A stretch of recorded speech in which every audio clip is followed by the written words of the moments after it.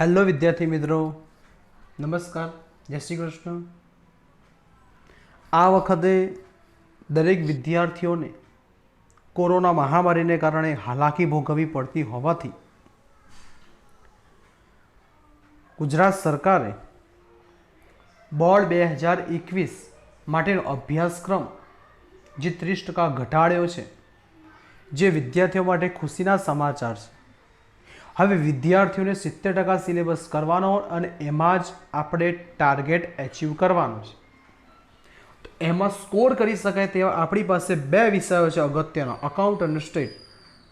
Out of 100 marks આવી શકે એ રીતે તમારો સિલેબસ અહીં થઈ ગયો છે। એકવાર જુઓ અને તમારું જે કન્ફ્યુઝન છે 100% દૂર થઈ જશે। એનું એનાલિસિસ કરેલું છે।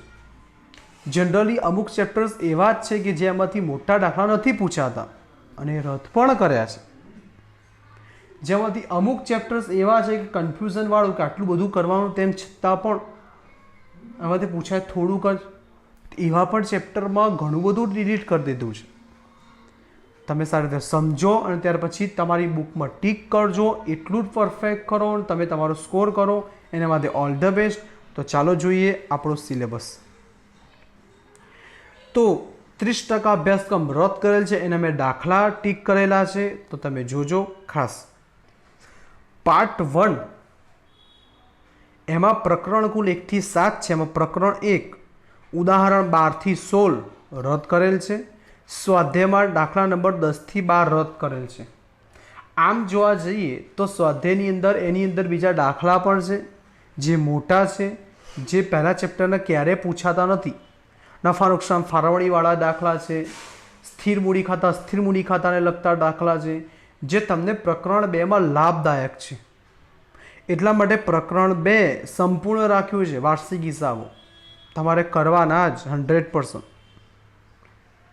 પ્રકરણ નંબર 3 એ પણ સંપૂર્ણ રાખેલ છે, એમાં કોઈ જ પ્રકારનો ફેરફાર કરેલ નથી।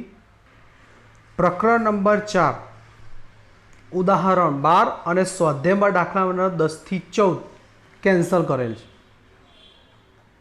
પ્રકરણ નંબર 5 બહુ અગત્યનો મુદ્દો, પ્રકરણ નંબર 5માં ઉદાહરણ 26 થી 30 અને સ્વાધ્યાયમાં દાખલા નંબર 15 થી 20।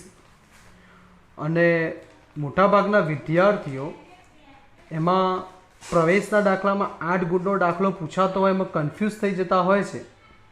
એમાં મૂડી ખાતાને લગતા જે ફેરફારવાળા દાખલા છે એ કેન્સલ કર્યા છે, જેમાં વિદ્યાર્થીઓને ઉલટી રીતે મૂડી શોધવી પડતી હતી અને પછી દાખલો ગણવો પડતો હતો, પછી પાકા સરવાળાને બેલેન્સ કરવું પડતું હતું। એ દાખલા રદ કર્યા છે, તમારા માટે સૌથી સારી બાબત કહેવાય। ત્યાર પછી પ્રકરણ 6 ઉદાહરણ 24 થી 27 એમાં સ્વાધ્યાયમાં દાખલા નંબર 16 થી 19 પણ રદ કરેલ છે। જો કે એની અંદર જે વહીવટ કરતાવાળા દાખલા અને લોન અકાઉન્ટવાળા દાખલા હતા એ દાખલા પૂછાતા નહોતા, એ જ રદ કર્યા છે। વિદ્યાર્થીઓની નિવૃત્તિ થોડુંક ટફ પડે છે। એક સામાન્ય બાબત યાદ રાખજો, પ્રવેશ એટલે ત્યાગની ગણતરી આવશે અને નિવૃત્તિ એટલે લાભની ગણતરી આવશે। લોજિક આટલું યાદ રાખજો। અને પાઘડીની હિસાબી અસરો ખાલી 3 કે 4 પ્રકારની આવે છે, એટલું કરી દો, બાકી તો તમે પુનઃમૂલ્યાંકનની જેવી એન્ટ્રી કરો છો એવી જ છઠ્ઠા ચેપ્ટરમાં કરવાની છે। ઓકે, પ્રકરણ નંબર 7ની વાત કરીએ। પ્રકરણ નંબર 7માં ઘણું બધું કેન્સલ કર્યું છે। ઉદાહરણ 2 થી 9, સ્વાધ્યાયમાં દાખલા નંબર 7 થી 10। અને આમ જોવા જઈએ તો જે પાછળના મોટા દાખલા છે ક્યારે પૂછાતા નથી એ પણ કેન્સલ કર્યા છે, તો કંઈ વાંધો નહીં। પણ આમાં બીજા નાના દાખલા પણ કેન્સલ કર્યા છે તમારા લાભ માટે। પાર્ટ 2 પ્રકરણ 1 એમાં 6 ચેપ્ટર છે। કંપનીના અને શેરમૂડીના પ્રકારો રદ કરેલ, થિયરીમાં ક્યારેક પૂછાય, કંપનીનો અર્થ આપી તેના પ્રકાર, શેરનો અર્થ, શેરમૂડીનો અર્થ, સત્તાવાર શેરમૂડી, ઇક્વિટી શેરમૂડી, પ્રેફરન્સ શેરમૂડીના પ્રકારો એ બધા રદ કરેલ થિયરી। ઉદાહરણ 5, 6, 8, 13, 15 થી 19 સ્વાધ્યાયમાં દાખલા નંબર 8, 11 અને 19 થી 24 ઉદાહરણ રદ કરેલ છે। સારી બાબત કહેવાય। આમાં ખાસ કરીને છે ને શેરની પ્રમાણસર ફાળવણીવાળા દાખલા, રોકડ સિવાયના શેરની પ્રમાણસર ફાળવણીવાળા દાખલા રદ કરેલ છે। સારી બાબત કહેવાય, જેથી કરીને તમે સારી રીતે દાખલા પણ ગણી શકો। રોકડ સિવાયના જે દાખલા છે એ પણ રદ કરેલ છે.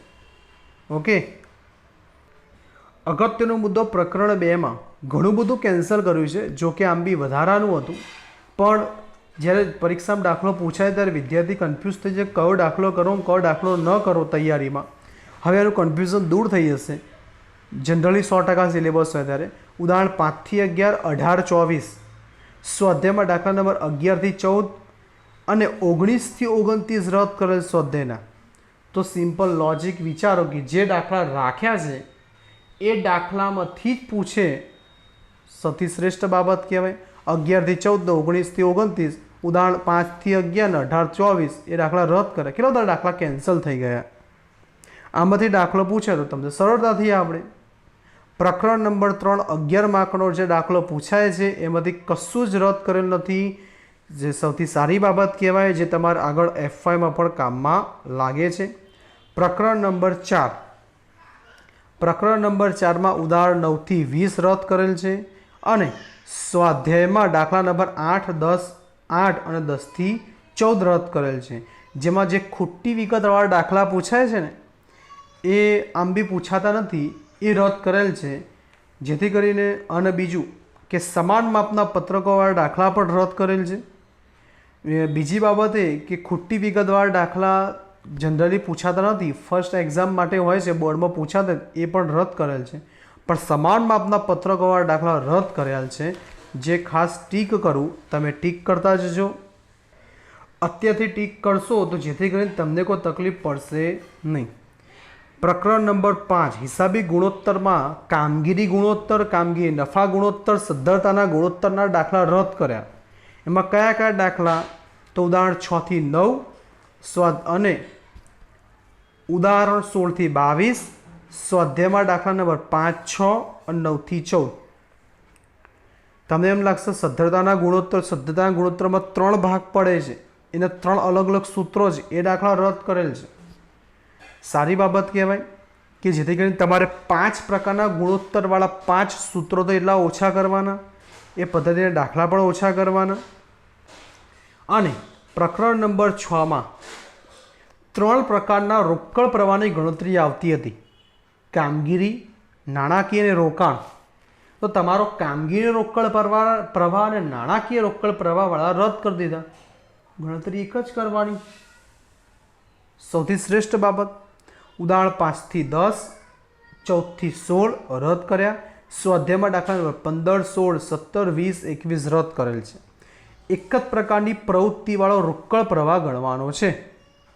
ઓકે, અને બીજી જે કંઈ થિયરી છે એ થિયરી તમને જે PDF મોકલેલી છે એ PDFમાંથી જોઈને કરવાનું રહેશે. જેને PDF ન મળે એ મારા નંબર પર મેસેજ કરીને PDF માગી લે. એમાં બધી સ્પષ્ટતા કરેલી છે, કઈ થિયરી કરવી, થિયરી ન કરવી. 9725453755. ઓકે વિદ્યાર્થી મિત્રો, પરીક્ષાની તૈયારી માટે ઓલ ધ બેસ્ટ. અત્યારથી મચી જ પડો. તમારા માટે અગત્યના સમાચાર, તમારી ફર્સ્ટ એક્ઝામ પણ સ્કૂલવાળા લેશે અને બોર્ડની પરીક્ષા ભલે 21 મે કહી હોય પણ તમારી પરીક્ષા વહેલી લેવાઈ પણ જશે. એપ્રિલના અંત સુધીમાં તમારો બોર્ડની પરીક્ષાનો સિલેબસ પૂરો પણ, બોર્ડની પરીક્ષા એપ્રિલના અંત સુધીમાં પૂરી પણ થઈ જશે, ભલે અત્યારે તમને 21 મે જાહેરાત કરી હોય. Okay, all the best.